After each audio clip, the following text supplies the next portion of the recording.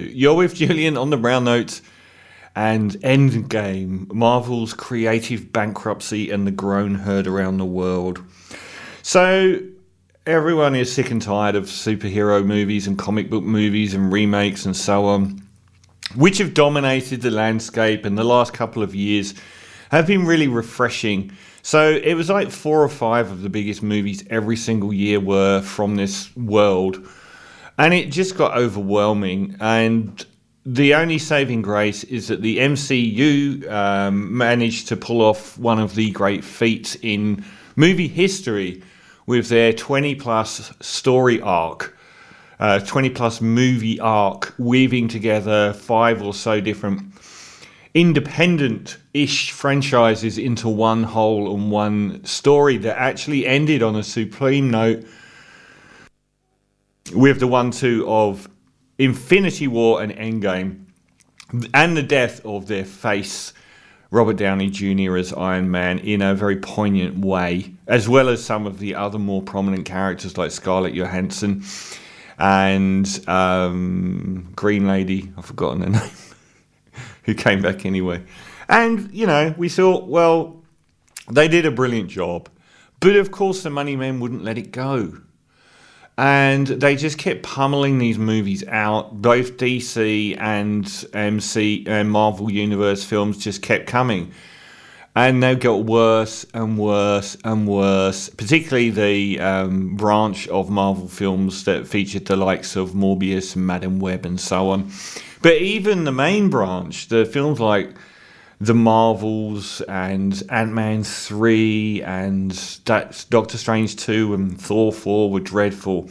And we all hoped that they were losing so much money on these films that they just stopped doing it, but they just can't help themselves. So they've done the only thing they can do. And it's the most creatively bankrupt thing that any major franchise has probably ever done. So they announced over the weekend that their new world of Avengers movies, of which there are 3 up-and-coming ones, starting with Avengers Doomsday, is going to star, and they did a drum roll, and then it was Robert Downey Jr. I mean, that is the most cynical play you could have made. I think, there are a bunch of people out there, fanboys for DC films, fanboys for MCU films, fanboys for Star Wars, who will eat any shit sandwich that is served to them and tell you it's gourmet food. So those guys have been going, oh, I can't wait. But the rest of us are just rolling our eyes and groaning so hard. They killed him off and did so poignantly, but they got to such a point of desperation, they're just reusing their most popular actor. There are 2 really appalling reasons this is awful. One of them is the fact, can you imagine them making Star Wars films saying, oh, the last ones haven't done very well, let's make a new character for Harrison Ford. Like you wouldn't spend the entire time thinking of Han Solo. It's a disaster. Or if the same actor, Indiana Jones, let's make some new Indiana Jones films. They haven't done very well. Okay, let's make one with Harrison Ford as a character different to Indy.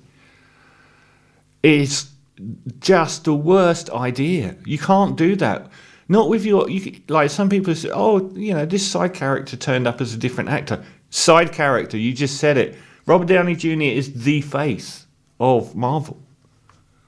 He is their most prominent actor, their most successful actor, and their most prominent lead character. You don't kill him off and bring him back as a new character. And the other one is a creative bankruptcy.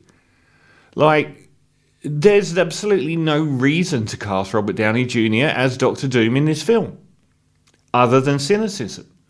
There's no reason for Robert Downey Jr. to accept, other than cynicism and money. That's all they make these films for now. Any idea of imagination or of adhering to some wonderful, long-form story arc where quality matters, is just complete, it's a lie. The worst thing that these films have done is introduce the multiverse. Because unlike Everything Everywhere All at Once, which made brilliant use of the concept of a multiverse, the likes of Marvel have just cynically used it to bring whatever actors or characters they want back to life or shoehorned into every movie. So nothing matters. The deaths of these characters on screen, they ask us to invest in these characters, and we did for that story arc of MCU, and when people like Scarlett Johansson died and Robert Downey Jr. died, but it doesn't mean anything now because they'll just bring them back whenever they want to.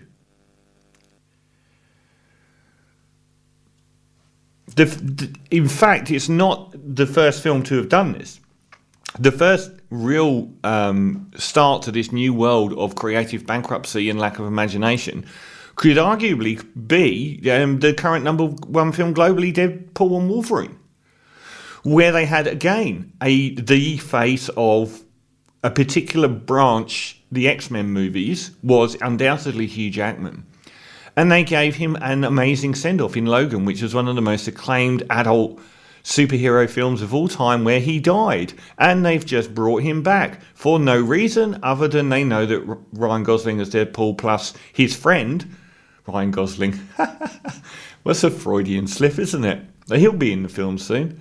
Ryan Reynolds plus his bestie Hugh Jackman is box office gold. Obviously, anyone could have told you that. And apparently the film is just okay. But that was, again, bringing back a character that the actor had played for so long and got given a wonderful send-off that doesn't mean anything anymore.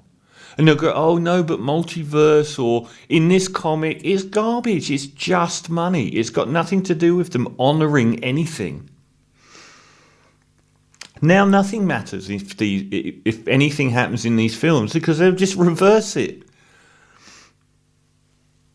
I mean, you look at the cast of the next 3 Avengers movies. They tried to move on. The films didn't. They were crap and they was unsuccessful at the box office.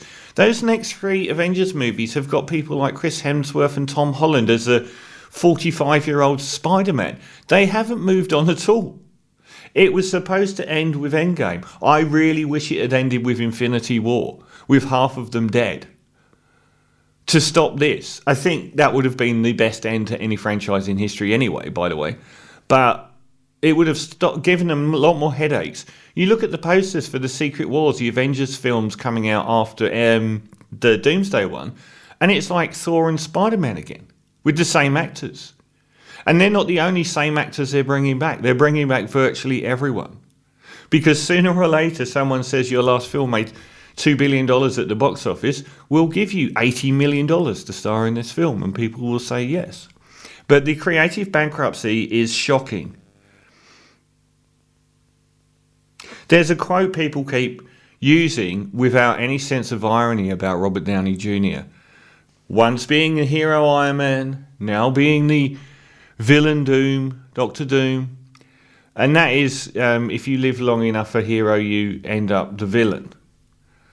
But they don't see the irony of it not being because he's played a hero and now he's playing a villain, but because he was the hero of the MCU movies, and now he's kind of representative of being a villain of those movies. Endgame should always mean Endgame.